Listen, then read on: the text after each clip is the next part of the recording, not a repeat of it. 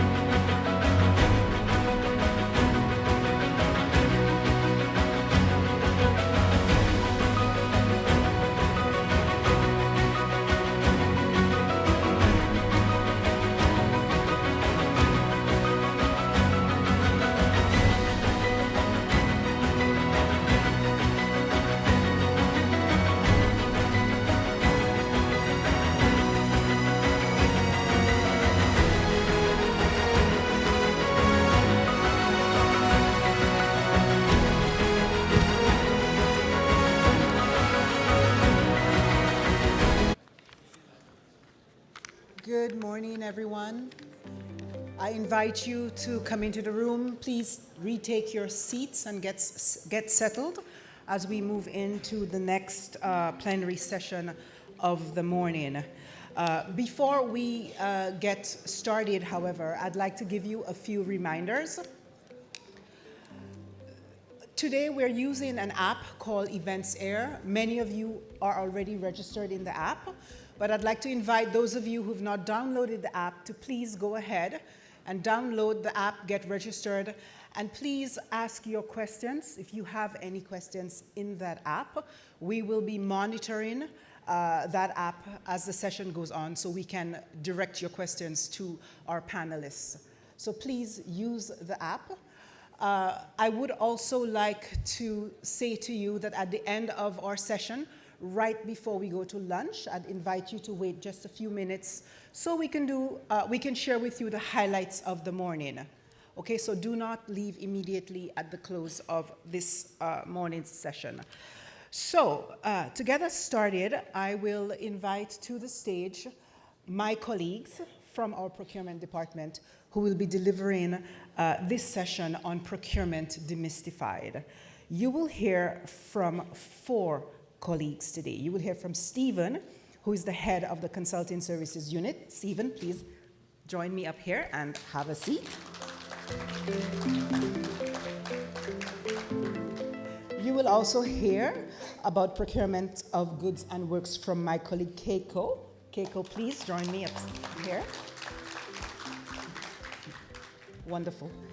And then you will hear about our procurement dashboard from Seville and from Marissa. I ask both of you to please come up and join me.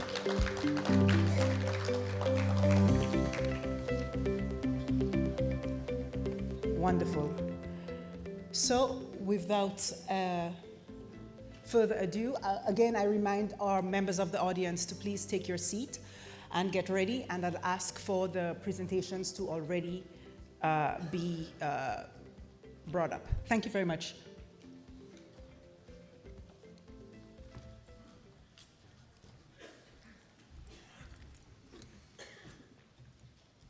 Okay, good morning.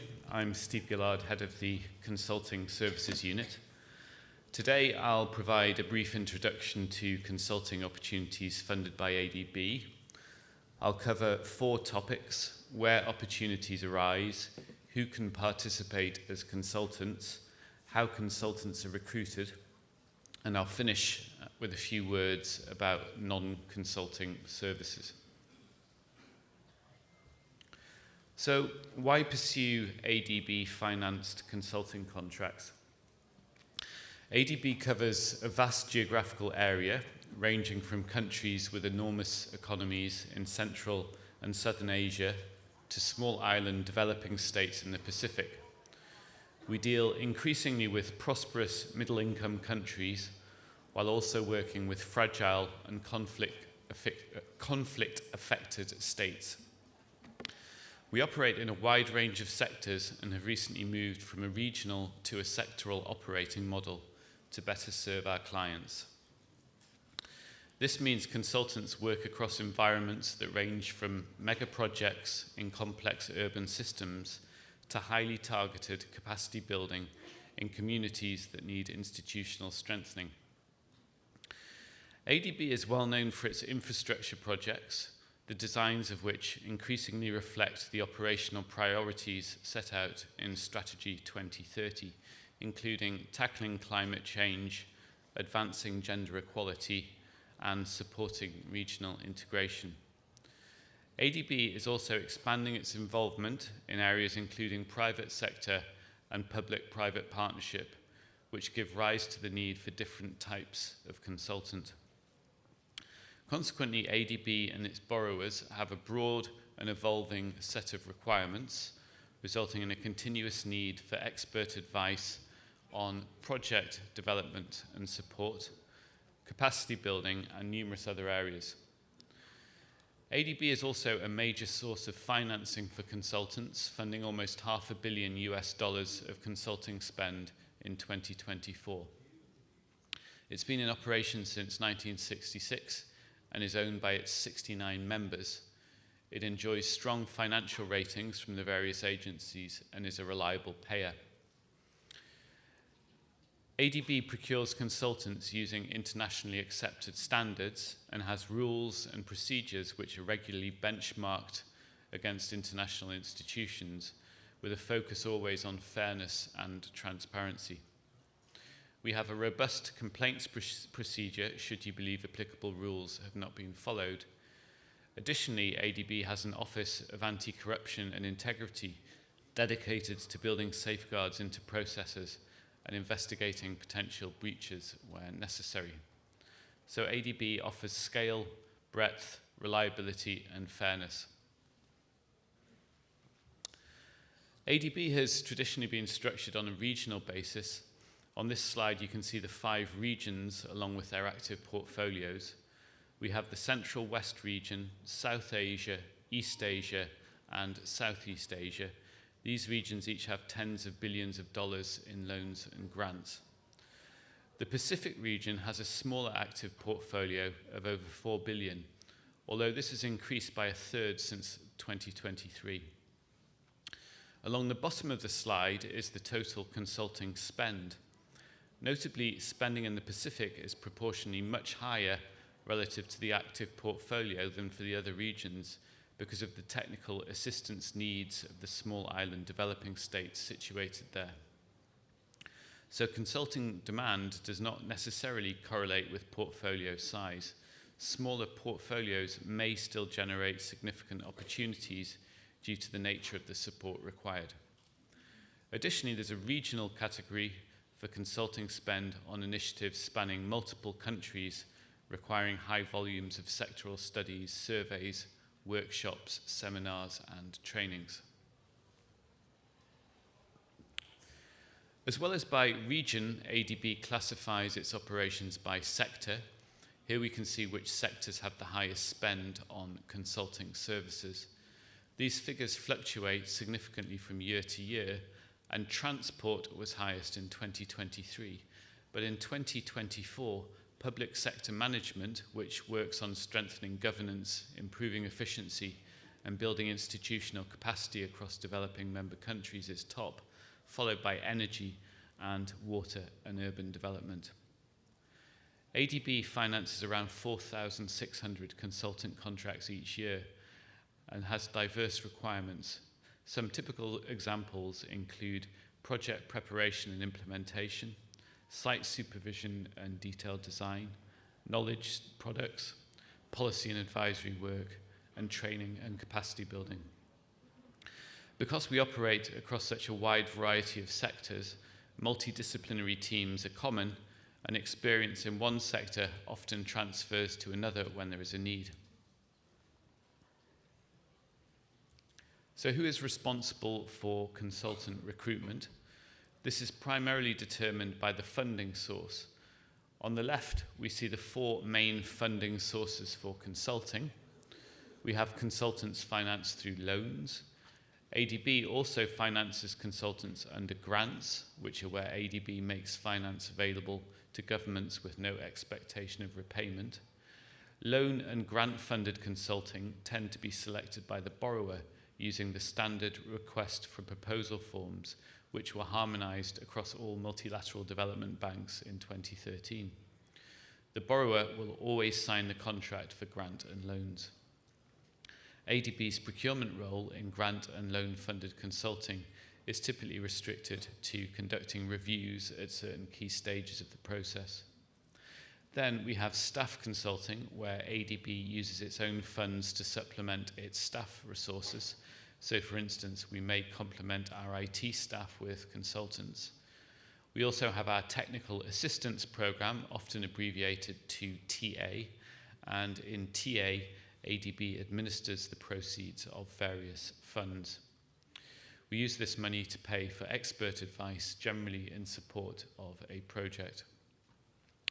When ADB is administering TA funds or recruiting staff consultants, we use our own request for proposal forms and recruit through our consultant management system.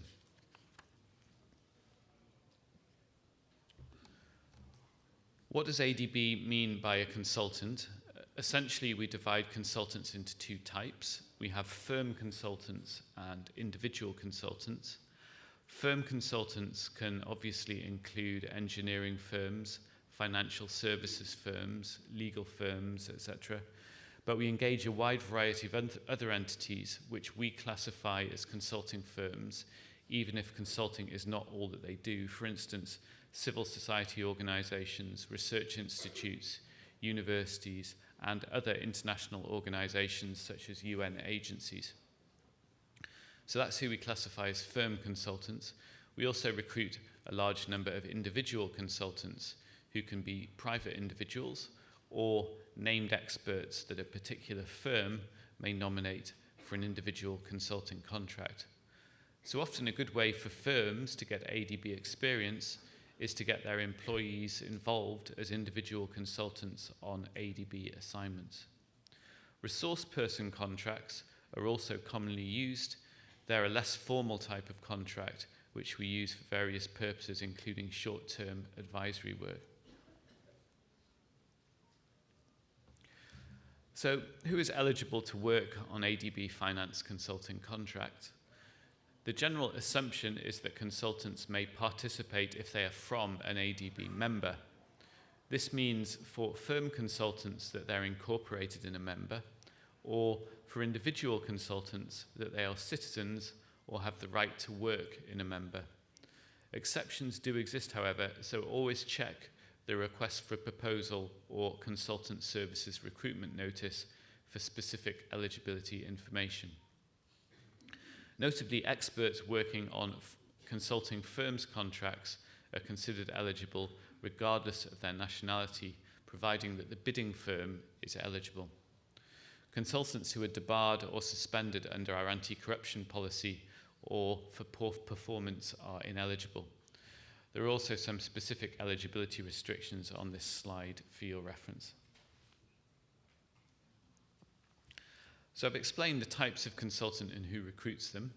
Now let's look at statistics to grasp the scale and volume of opportunities. This table shows a breakdown of the cumulative value of individual and firms' consultant contracts divided by funding source. In 2024, ADB financed 4,682 consultant contracts for a combined value of $496 million US. This includes 4,150 individual consultant contracts worth a total of 167 million and 532 firm consultant contracts with a combined value of 328 million. We can see on the left that 63% by value of individual consultants were recruited under ADB's TA program. On the right, we can see that 67% by value of ADB-funded firm consultant contracts were awarded from grant and loan proceeds. By number of contracts, however, there are significantly more consulting firm contracts under TA than for loans and grants combined. The reason for this inconsistency between number and value is that loan and grant funded assignments include some very large design and supervision contracts, whereas TA is used to fund a wider range of generally smaller contracts. So how do we recruit consultants? After this session, Keiko will talk about the procurement rules framework and the procurement principles. So I'm not going to say much on that topic now, other than to note that ADB administered and borrower administered consultant recruitment are each governed by their own separate staff instructions. While we don't have time to cover selection methods today, it's important to note that ADB prefers competitive procurement. Many selection methods also attempt to achieve value for money by including a cost element in the process. ADB and its borrowers generally, but not always, use a two-stage, two-envelope procedure for competitively recruiting consultant firms, meaning that we will issue an advertisement to establish a short list of consulting firms, from which we request both technical and financial proposals in separate sealed envelopes. These proposals will be evaluated independently in accordance with the rules of the selection method used, and the highest ranked firm will be established, followed by negotiation and contracting. For those interested to know about this in more detail, there'll be sessions on Thursday where we'll dive deeper in how to bid. When it comes to competitively recruiting individual consultants, the process is fairly straightforward. ADB or the borrower issues a consulting services recruitment notice. Individual consultants submit expressions of interest. We evaluate the expressions of interest, then send a non-committal inquiry to shortlisted individuals to check their ongoing availability before negotiating with the top-ranked consultant and, if successful, issuing a notice to proceed. While most TA projects involve consulting, some also include non-consulting services. So finally, I'm going to say a few words about this. I'd like to emphasize that I'm referring to technical assistance funded contracts only and not to non-consulting services that the bank procures for its own institutional needs. There'll be a presentation on institutional procurement tomorrow afternoon. Non-consulting services are services where either the physical characteristics dominate, such as IT implementation, or where the services are considered to be standardized, such as surveys and standard audits. While there's sometimes a grey area between consulting and non-consulting, often the services differ, and non-consulting services are considered less based on intellectual input. Therefore, a slightly different procurement approach is taken for non-consulting than for consulting. We're soon beginning work on a new IT system which should be operational for processing non-consulting contracts by this time next year. Currently, however, we don't have a dedicated IT system for TA non-consulting. Our rules are comparatively flexible. Depending on the type of services required, we can consider a request for quotation procedure, conducting limited competitive bidding through a targeted invitation for bids, or full open competitive bidding through a request for proposals. Thank you for your attention. I'd like to highlight some more detailed sessions in the BOF, specifically aimed at consultants. One is the Consultant Clinic tomorrow afternoon, which focuses on the consultant management system, our main portal for consultant recruitment. Another session also tomorrow afternoon is specifically targeted at civil society organisations as consultants. And I'm pleased to announce that there'll also be a new session on Thursday, which will look in more detail at how to bid for consulting contracts. I'm now going to hand over to Keiko, who will talk on the procurement of goods, works and services. Thank you.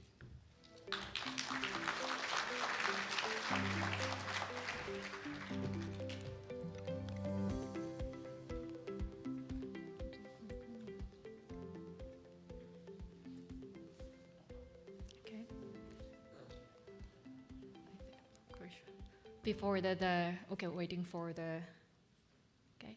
So good morning, distinguished guests.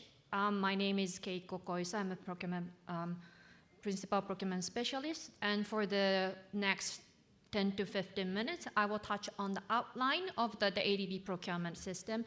And I see many of you are standing. We still have a seat at the side, so please take a seat. And also for all the presentation material, we will share it after the event, so you don't need to take all the screenshot. We will share. And also for my session, for all the statistics, actually is coming from our procurement annual report. Again, so it's more like I give you a snapshot, but there are more extensive information available in the public document. So I will explain that where to find these information. And also Steve mentioned that I start with a bit of the sales pitch for the other sessions for more detail or deep dive discussion. For the procurement, for the day 2, we will have several sessions titled with the procurement demystified. So those are the sessions we will explain about consulting services as well as for the goods and works. And as Steve mentioned, for this year, we have day 3 for the procurement training, which we talk about more in detail about the procurement bid document and etc. So I hope that we will see you in that session, as well as please, if you're interested, sign up for the one-on-one session with the procurement specialist and the specialist to learn about the ADB procurement as well.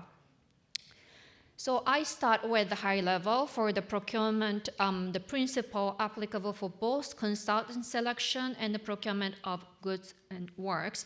So we started with economy, efficiency, fairness, transparency, quality, and value for money. You have already heard that the quality has been and will always be the key priority for the ADB procurement. I think you start hearing for the quality. We keep repeating quality because this is the theme for this year's BOF, and we would like to highlight it because that we're going to have the further transition to highlight this quality in the procurement system through the mandating the merit point criteria.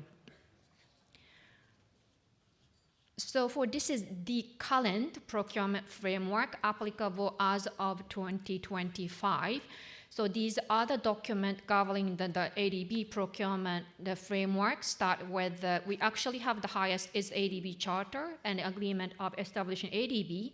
But for the day-to-day operation, we have ADB procurement policy, which I highlighted as a quality, the 6th principle specified, and followed by procurement regulations for ADB borrowers, which more articulate how we deliver the policy into the day-to-day operation. And we also have a staff instruction, guidance notes, and standard bidding document, which incorporate which are articulating again how to implement the procurement regulation for ADB borrowers to each procurement tender evaluation and the contract execution. So for a bit of the clarification, what do we mean by staff instructions? Because staff means ADB staff. So this is an instruction to us to manage our own project procurement and how to support and review the procurement action of the borrower. So it describes also how our internal approval process works. For the full transparency, ADB also published this staff instruction. So you can take a look what is our internal procedure to that ADB follow, ADB staff, each of us follow for the daily operation of the procurement. So all documents are available on the ADB website, but we constantly update these documents, including standard bidding document, to reflect market and policy development. As we mentioned for the MPC, that will be the key update for the incoming update of the standard bidding document. And we also do the constantly update for adapt the best practices of international best practices as well as ADB internal restructuring. So we expect a big update for all these documents to cope with the changes starting of the 1st of January 2026. So please pay attention to our website to see what are the, and then if you participate in any of the business opportunities in 2026, please check our website always to see that the latest document applicable for the package you are tendering. So this is the international best practices we are incorporating in the policy and regulations. So I don't go into much of the details, but I'd like to highlight that ADB provide oversight on the procurement procedure to be done by the ADB borrowers. And then similar to the consulting services, we have a robust anti-fraud and corruption procedure, as well as we mandate the borrower to offer the necessary opportunity for the debriefing and complaint handling mechanism to make sure that all the bids and bidders are treated fairly. So again, coming back for the quality and value for money. So these are the initiative or the highlight we have in ADB, how we deliver the quality and value for money outcome through the procurement. So we start with the requiring the preparation of the detailed procurement strategy during the procurement project preparation. And as we highlighted that we are already doing the early market engagement by ADB, like this event, with also outreach for the market, and also for each specific project or package, it's the borrower who also do the market outreach, where the ADB supports such initiative. We expect the increased use of this early market engagement for the coming years. And for the wider use of merit point criteria, MPC, for evaluation, again, as highlighted in the Pacific, it became already the standard, but we intend to widen the use and then mandating the MPC for the high-value contract starting the 1st of January 2026. So sustainability have been always it's also the importance, and we are keep mainstreaming that sustainable procurement.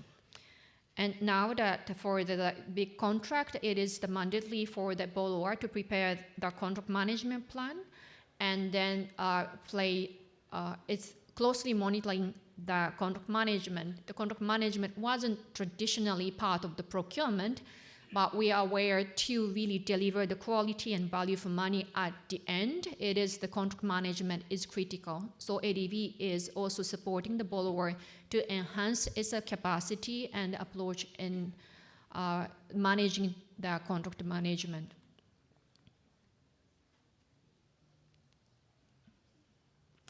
So this is the overview of ADB project cycle, and just to link it where the private sector is engaged. For consultants, it's almost every cycle of the project that ADB and the borrower rely on the consultancy services, start with the country partnership strategy preparation, procurement concept preparation, project concept preparation, and then preparation of the project and implementation of the project, as well as evaluation done by ADB for assessing the effectiveness of the project. So for each step that the ADB and borrower rely on the consulting services. For the contractor and supplier, the business opportunity almost exclusively happen during the project implementation. Then it will be procured by the borrower. But I want to highlight or invite your attention, I put it in the preparation stage of the project. Also, it happened, advanced contracting happened, means that for smoother implementation, of course, everyone's the purpose to have the quicker implementation of the project.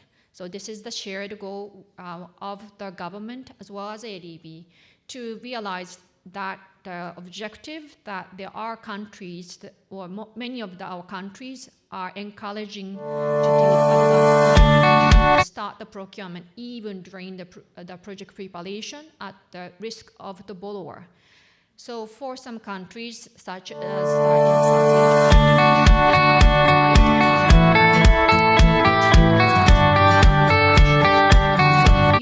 looking for the business opportunity in this country who are quite diligent,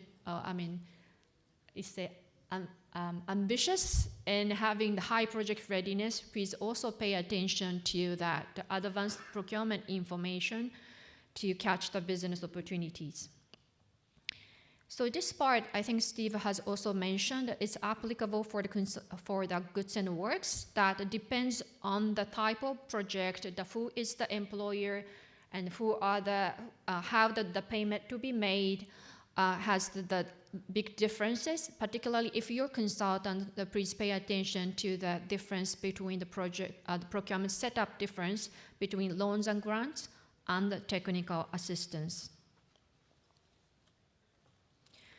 So this is some of the advice from us on when you're approaching to the business opportunity and the ADB finance project. I think it's quite common, or let's say the basic for the private sector that reaching to the new business opportunities. But that one I want to highlight is that so we strongly recommend identify pipeline of the project from events like today and other market outreach event. So then also through checking the document available adb.org website. And also please reach out to the ADB project officer. The contact information we publish at the website as well. Also, what we suggest is please check the legal and regulatory system in the project countries, because the contract financed by loan or grant will follow the borrower's national laws and regulations. So only when there is conflict with national law, ADB policy and regulations apply. But predominantly, you need to understand what will be the national regulation and law to be applied for the contract you may sign up to. And also the tender process is in principle a public procurement process where the bidder is required to follow the detailed submission process, sharing bulky supporting document, and meet pass and fail qualification requirement, etc. So this really require, it may look like too much administrative requirement, but still we need to cope with that. So please plan in advance and be ready to spend time and the resources to prepare. So for these are the common mistakes, but we will have another session. So I was just highlighting for this session. So let me move on to the procurement statistics. Again, this is coming from the ADB Procurement Annual Report, but this is showing that of course, for the value of the procurement happened 2024, it totaled for the nearly 6 billion, 5.95, and among that, the vast majority of by value went to the works contract. But as you can see, the number of contracts, you can see the consulting service is the predominant the type of the contract. Then for the value of awarded contract by sub-region in 2024, the highest was the South Asia, followed by the, sorry, that I think that it's not yet updated, but it's for 0.9 for the East Asia, as well as South Asia was the following one. So this is the value of a contract by sector and sub-regions. So lastly, for how to find information on our website. So this, I hope that this website looks familiar for you, that this is the top page of the ADB. If you hover your mouse on the work with us, then you can see the operation procurement and project tender information is there. And also for that, the documents I have mentioned, you can find it in ADB Business Center, the website that it talks about how to policy regulation, procedure guidance, and etc. So everything is available at adb.org, but for all that, please don't hesitate to contact me or other procurement specialist colleague available during the network event, as well as one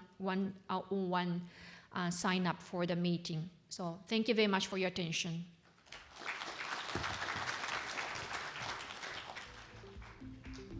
you very much, Keiko, for that presentation. So before handing the floor to Seville to take us through her discussion on the procurement dashboard, again, more resources for access to information, I wanted to just share a few fun facts with you. So this year's Business Opportunity Seminar is the first one in ADB where we've added a third day, a special third day of training.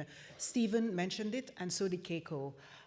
Most of you who will attend, all of you who will attend this session have already pre-registered for that. So this is a gentle reminder that those sessions will take today's presentations to a much deeper level. And Stephen and his team will be leading 2 sessions, as well as Keiko and her team and other colleagues. So you will have opportunities to hear a lot more about the information that has just been presented to you.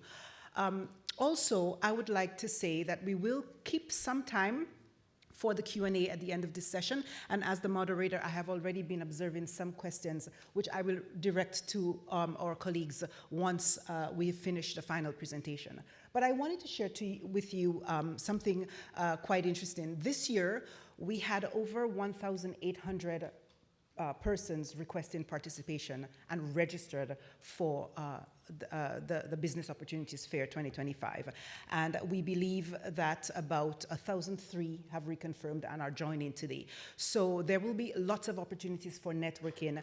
And so we do ask you to seek that. But one interesting point, which sort of sets the stage of why we deliver all of these detailed presentations, is that every year, 50% of the participants are joining for the first time. So today, out of this 1,800 registered and 1,003 reconfirmed, and we shall soon have the final figures of those of you who are attending this time, you are 50% new to ADB and to the Business Opportunities Fair. So we want to welcome you. We want to tell you to please pay attention to these detailed presentations and the ones delivered later today and tomorrow, and do ask questions. And please look for procurement specialists. We will be wearing badges that say procurement and also our sector. And please interact with us. We have about 30 or 40 ADB procurement specialists a part of this session and walk in the hallways. So please do stop us to ask questions. Okay, now I invite Seville, please.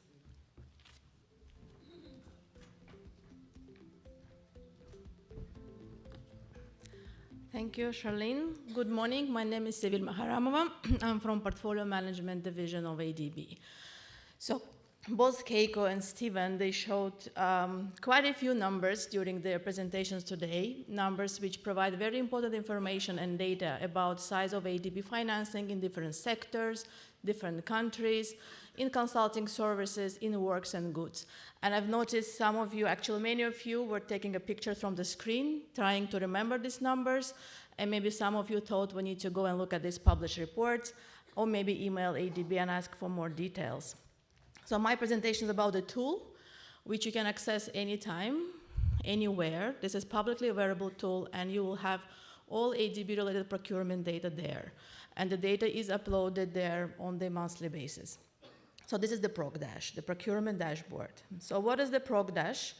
It's located at adb.org, or you can even Google it. If you type Proc Dash, you will see the link to the ADB operational procurement dashboard.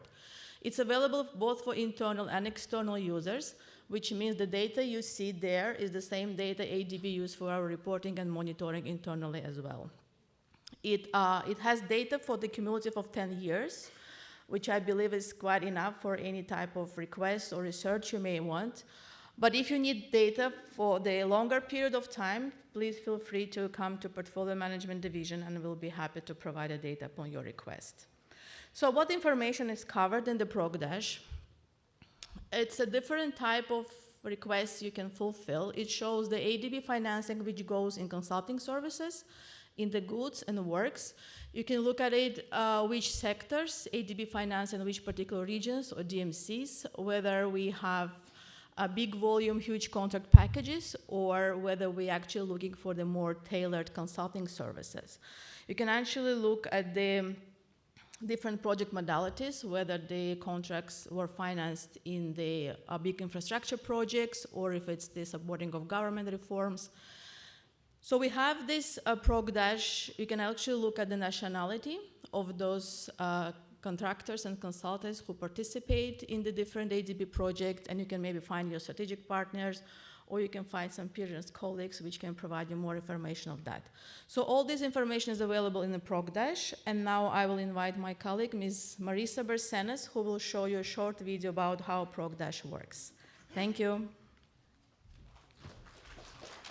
Okay, good morning, everyone. I'm happy to walk you through the use of ADB's procurement dashboard. It is a valuable tool for identifying opportunities, understanding procurement trends in ADB operations, and in making informed decisions if you will use the insights you can get from the data analytics available in the database. So to make it easier, we have prepared a short video presentation to highlight the key features of the dashboard and to also demonstrate how you can leverage the use of the platform to better position yourselves in or your business in ADB finance projects. And I hope that as I complete the presentation, you'll be more confident in navigating the platform and in using the insights you can get to strengthen your partnership with ADB. So kindly play the... ADB's Procurement, Portfolio, and Financial Management Department, or PPFD, is happy to introduce to you the Procurement Statistics Dashboard, or ProcDash. It is accessible and work with us at the ADB main page. Choose Operational Procurement and you will be brought to the Operational Procurement landing page. On this page, click on Procurement Statistics and you will be welcomed by the introductory information about the dashboard. ProcDash is also accessible by typing ProcDash in any search engine. ProcDash presents the value of all goods, works, and consulting services contracts for projects under the Asian Development Bank operations. This means that ProcDash does not cover institutional procurement for ADB's daily operations.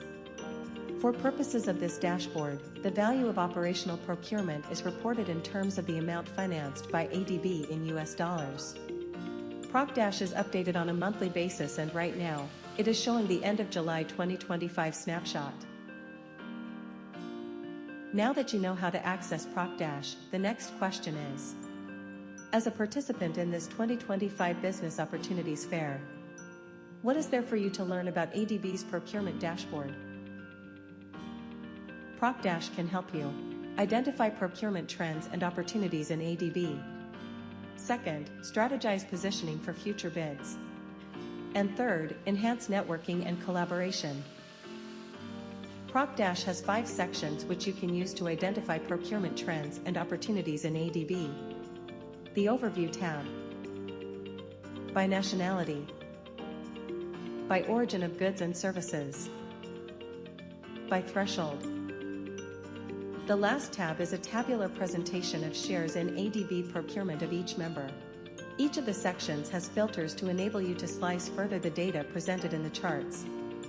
You can choose the year covered by the figures, the product type like loans, grants, or TAs that finance the contracts, the sector of the project, nationality of contractor, region where the project is located, and the borrowing member.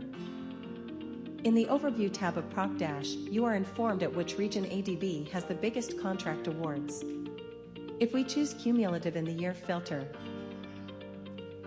we can see that ADB has awarded a total of $195 billion of goods, works, and consulting contracts for its projects across Asia and the Pacific. The biggest being in South Asia at $68 billion, followed by Southeast and Central West with $47 billion and $38 billion respectively.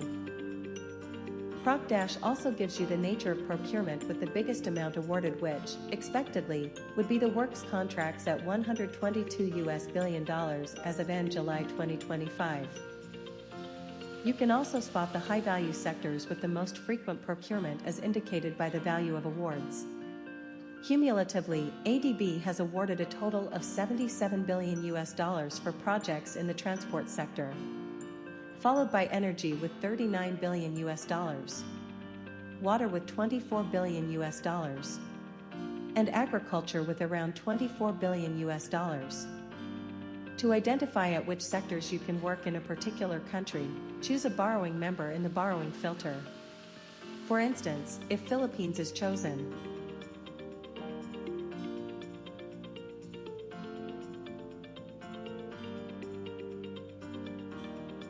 for the year 2025.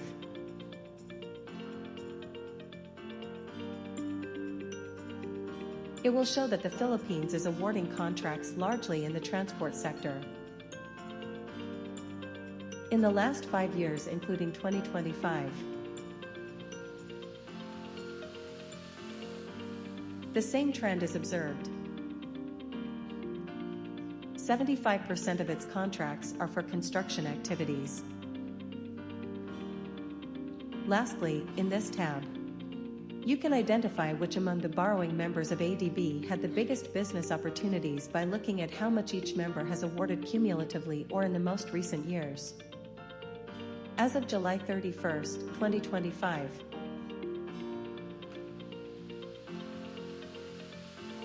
India and PRC have cumulatively awarded the biggest contract awards. Moreover, the nationality filter will let you know at which countries your company is getting the biggest contracts. For example, if you choose Italy in the nationality,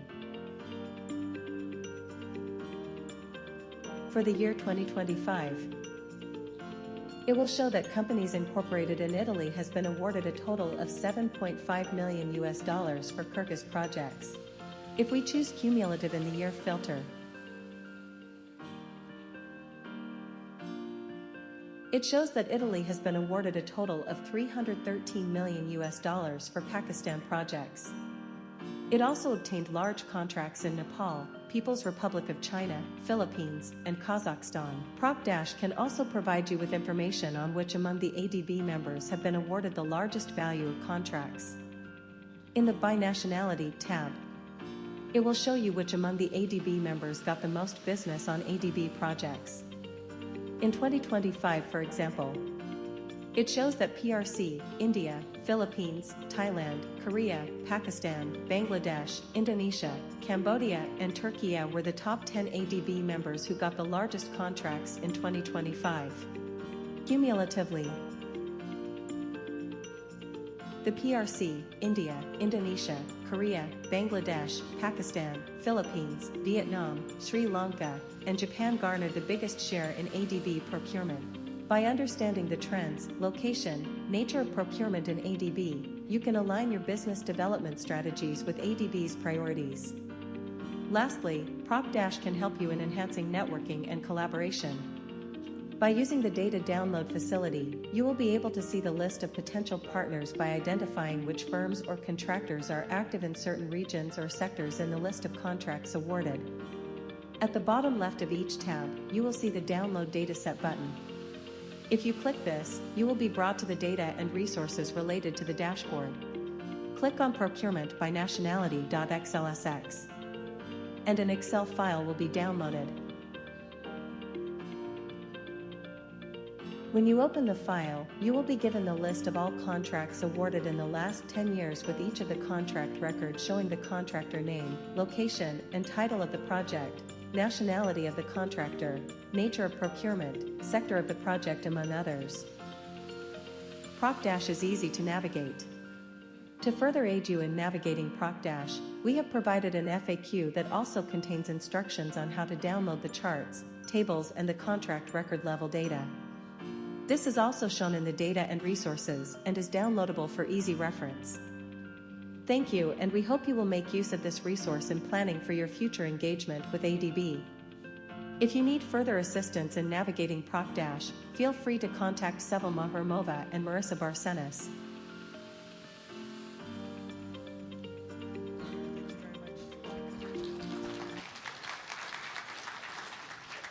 Okay, I want to thank our panelists for this session on providing information.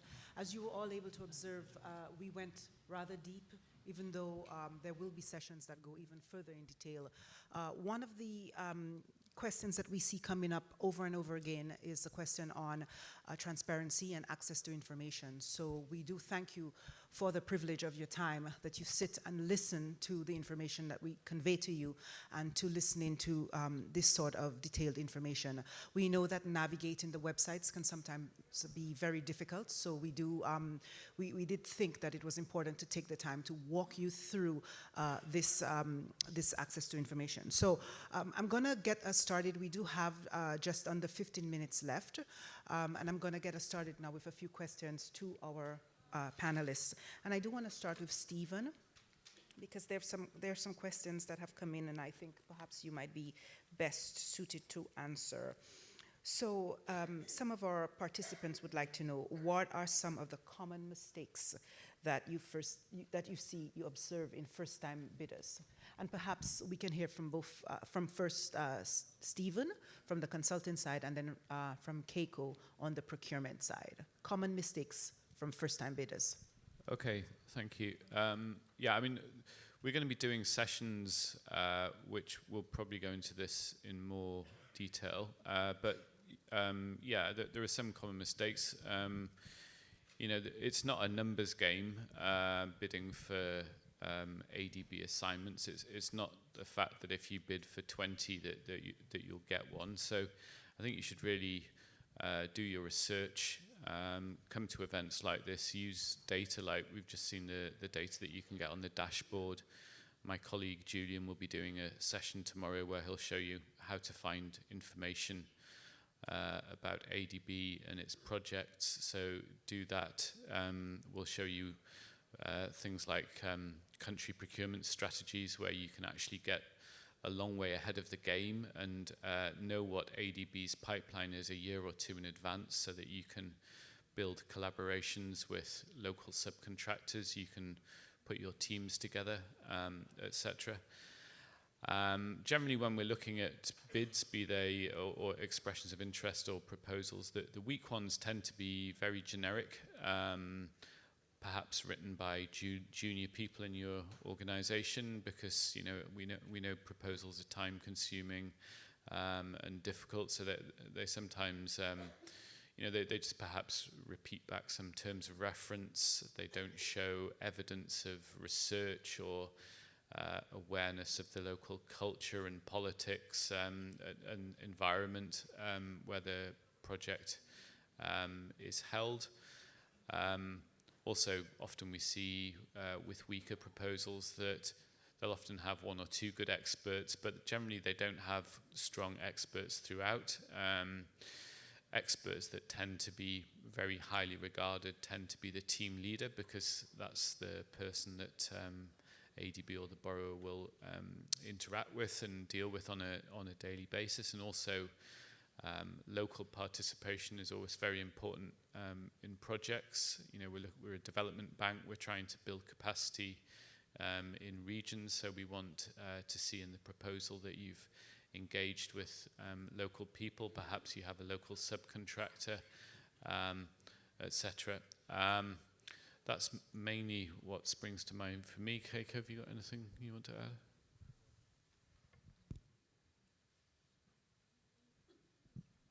Yeah, thank you, Steve.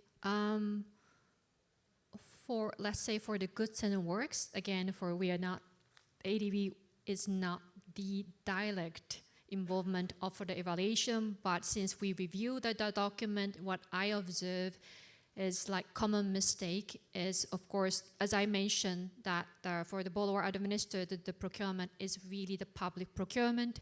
You really need to submit all the documents. Then it can be quite voluminous. It required the supporting document for your contract, the record, and all the audited financial statement, etc. So it's really bulky document, and sometimes for the common mistake is for the bidder missing to submit the such supporting document, or the document you are if you're required to translate it, but missing into that, of course that we suggested the borrower to seek the clarification on that if it's not let's say the fundamental, the document missing from the bid, but still I see that really collecting all the necessary document in the bid is one thing, and more or less a basic mistake is if we for the 1 stage 2 envelope, the bid, the requirement is you are not supposed to be putting any of the financial bid information into the technical bid, but sometimes that basic mistake of putting such document in the price bid information in the technical, the envelope, and it resulted in the disqualification. So that kind of, let's say, careless mistake can lead for the disqualification. Thank you very much. So I'd like to follow up with another question on, again, coming from perhaps first-time entrants. What are some of the biggest barriers to entry for new bidders? And perhaps we could think on experience. Well, I mean, we do try and encourage new entrants, but like any organization, there is a degree of sticking with people that have done a good job in the past. So obviously advice to anyone that does get a contract is you do a good job, and that there may be additional work. We tend to advertise most of our opportunities. However, there are a significant number of direct awards, which we do normally for lower value contracts or ones where unique experience is a factor. So in a way, that's something of a barrier, because if you don't have that experience, you're less likely to be considered for these direct awards. You know, and also understanding how these organizations work, how evaluations take place, is important. Having, again, when we're evaluating proposals, we will probably be looking at things like, have you worked with an organization like ADB before? If you haven't, then it probably would take some convincing that you would be aware of the culture and sensitivities of the organization. So I think my advice really would be, if you've never worked with ADB before or a similar organization, is to consider partnerships with other organizations. It may be that you have some niche experience which would be valuable to another organization. So we have some data we just saw there that on ProcDash you can see awards. There are other places on our website where you can also see awards, and you can also see shortlists for contracts, so you can actually see which firms are starting to work on their proposals. So if you have that niche experience but perhaps not the capacity to deliver a project on your own, then you can consider approaching those firms and seeing if they would be interested in a collaboration with you. But yeah, it's not, you know, when we're putting out procurement notices, CSRNs, etc., we often see we get 25, 30, 40 expressions of interest. So the competition is quite fierce.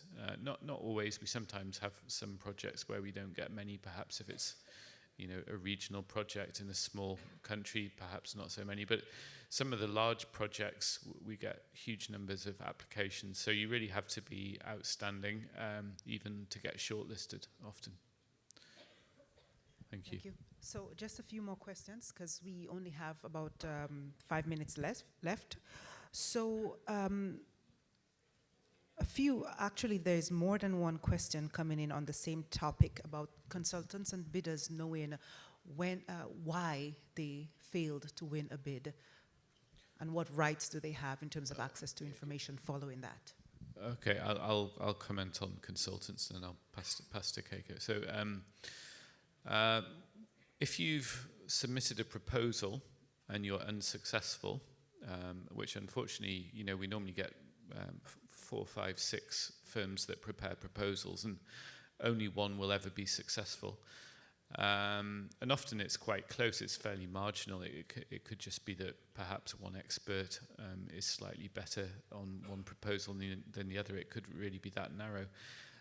So you are entitled to feedback on an unsuccessful proposal. We acknowledge that a lot of time and effort goes into preparing a proposal, and you know, we think it's fair that we spend some time to tell you why you didn't win. We won't say, we won't go into great detail, we won't mention the other proposal, but we will say, you know, we considered your team leader lacked sufficient projects, or we'll say, you know, you were strong technically, but your local partner was unconvincing, or, you know, this sort of thing. So we can give you useful pointers like that. In consulting, we don't give feedback for unsuccessful expressions of interest or for individual consultants who are unsuccessful. We just simply don't have the resources to do it, because for expressions of interest, as I gave the example before, we may get 30 or 40. Expressions of interest don't require the same inputs as proposals, so an expression of interest is fairly quick to produce, and frankly our evaluators may have to look at, you know, 30 or 40 in a couple of days. They probably don't have extensive notes and extensive details about why a particular EOI didn't make it on that occasion. Similarly for individuals, you know, we can sometimes get hundreds of applicants for a job, so we just don't have the time and the resources to explain to everyone why they didn't win. Keiko, on goods, work, services. Yes, for goods and works, again, for the debriefing and also complaint handling is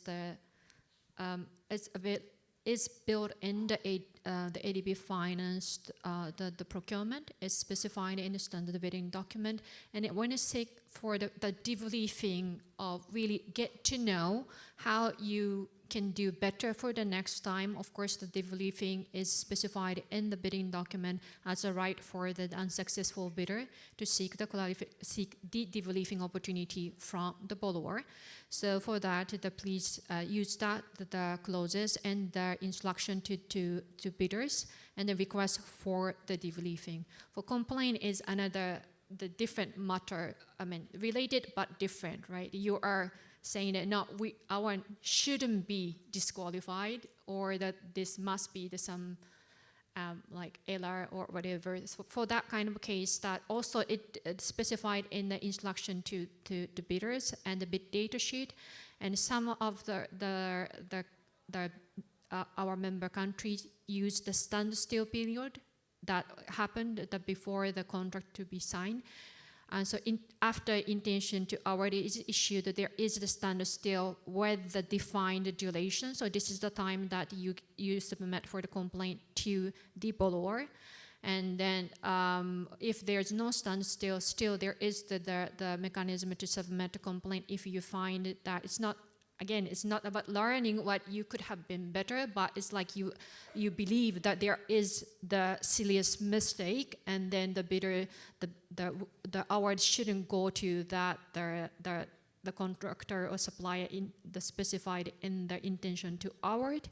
Then that's the time that you can use the complaint handling mechanism built in the tender, as well as built in the ADB procurement regulation. If there is no, let's say the borrower failed to provide you the response, that you can write it to ADB and saying that, okay, this is the tender you participate, you request for the debriefing or the submitted for complaint, but it hadn't been addressed or not responded by the borrower. If that's the case, the ADB will be the one receiving the such notice, and then we will be the one to reach out to the borrower to diligently follow the handling mechanism specified in the bidding document. Thank you very much. So there are quite a number of questions that we will unfortunately not be able to get to because our session is coming to a close. All these questions will be conveyed to our panelists, and in the separate and more detailed sessions that they will deliver, they will hope to address them. Your questions on budgeting, on transparency, on rosters of consultants, all of this information will be addressed throughout the course of the 2 days. So I would like to thank our panelists and bring this session to an end. I do believe our video room would like to show you the highlights of this morning's session, so if you can wait just a minute for that. But beyond that, I do thank you very much for your participation, both in the impact session earlier, as well as in this session on demystifying procurement. We really thank you for the privilege of your time. Thank you.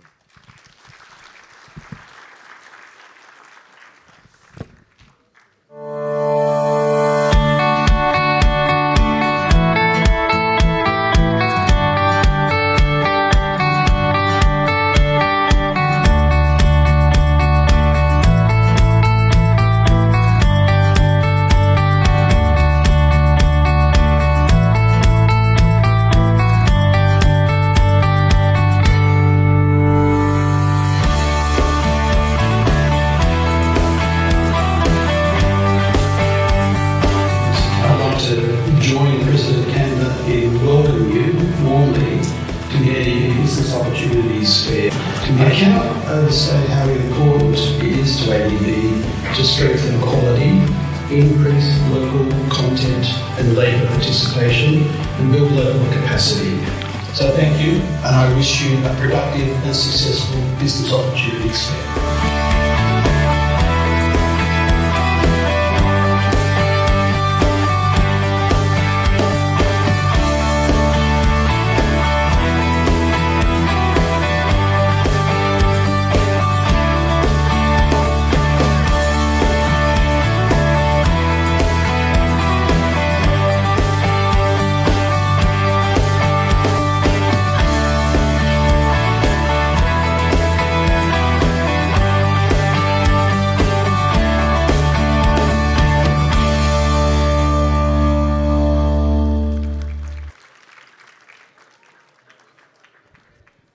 We return at 1 o'clock, 1:15.